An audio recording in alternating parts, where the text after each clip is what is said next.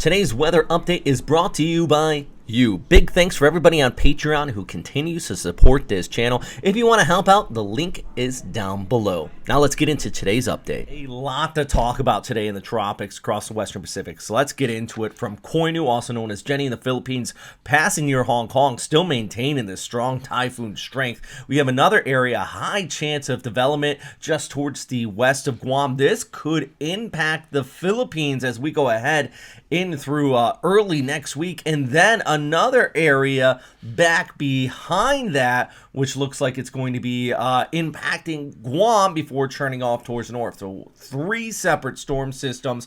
A lot to talk about here today. Let's get into it. First, we're going to touch in on Koinu, also known as Jenny. This is still maintaining Cat 2, Cat 3 strengths according to JTWC. JMA does have it a bit weaker, but still at 150 kilometers per hour as it passes just south of Hong Kong. Signal Force 3 in place at the last update, at least as of recording this. But I mean, expect tropical storm strength conditions. Maybe not full-on typhoon conditions, as this is expected to remain just offshore, but yeah, pretty potent storm. In fact, here's a look at the current radar of this tracking south of Hong Kong. You see the harbor off here towards the north. There's Hong Kong Island right in there. So you're going to get some of these outer rain bands, but it looks like the core, those damaging winds, which is located right here about 250 kilometers out, is going to stay just south of the island. And you see kind of what we're talking about with that higher cloud tops here, compact, tight storm system here as it passes just south of the island, eventually moving off towards the north. When we pull back the picture, you still have some of this dry air, which is interacting with it. It is tearing it apart to just the north, but unfortunately, it's not doing it to a point where we're seeing substantial weakening in the core of that storm. It's still moving over warm sea surface temperatures, still has it. This imagery really shows you that monsoonal flow quite well, actually, I think, because you have that flow kicking through the Taiwan Strait, coming in across the eastern areas of China through Okinawa. It's a brisk, cooler day out there, and then it just whips on through, and that's why we're tracking that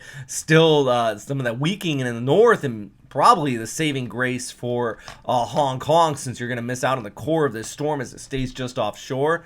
But, I mean, ECMWF still brings some tropical storm strength conditions. It gradually weakens it by early next week, but it is still a compact storm. And if I was in Hong Kong, I'd still be ready for, you know, some rough conditions. Might see that Signal Force 8 kick in if it even wavers just a bit further towards the north. Still have inflow on the backside of this, causing some scattered showers. Seeing some reports at places like Ilocos. Here throughout your day, you still have that inflow kind of kicking on through with those scattered showers too as this pulls away. That will continue to back off throughout the weekend, though. Let's look at the bigger picture. Our next area, I would give this a 90 to 100% chance of development. We do have a new storm system just off here towards the west of Guam. New storm likely form. It's likely going to track towards the west. The bigger question, instead of if this is going to form or not, is how strong could it get? The Philippines sea effect is real, friends, and I always talk about it. We always say, hey, something could really intensify here, and the ECMWF is kind of picking up on the potential for this area developing into something stronger. The GFS still has been keeping it kind of weak. We're going to leave with the ECMWF. I think it's been handling Jenny, Koinu pretty well, and it really didn't show much for that storm system. The GFS didn't. So let's talk about this. So this is pulling it off towards the west, staying south of this high pressure ridge located right in there. So that's the reason why probably gonna have a straight runner as this heads off there towards Luzon. The big question is what part could it hit? Southeast Luzon, northeast Luzon, maybe just track right over Manila. Still plenty of questions there, but it does look like definitely an increase in rainfall as we go ahead into Tuesday, especially Wednesday of next week. Then behind it, you have another storm system. I'll get to that in a second. Let's look at the rainfall totals over the next 5 days. Here comes that flow coming in with that first storm, and see those scattered showers increase there. Yeah, right there by Tuesday and the Wednesday, as I mentioned.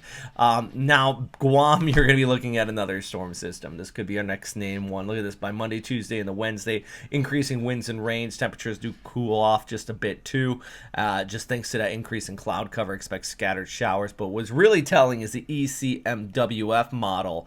Let's watch this as our first storm pulls away right there. Then we see our next one develop, and this would be a rough day for Guam. Look at this on Tuesday evening.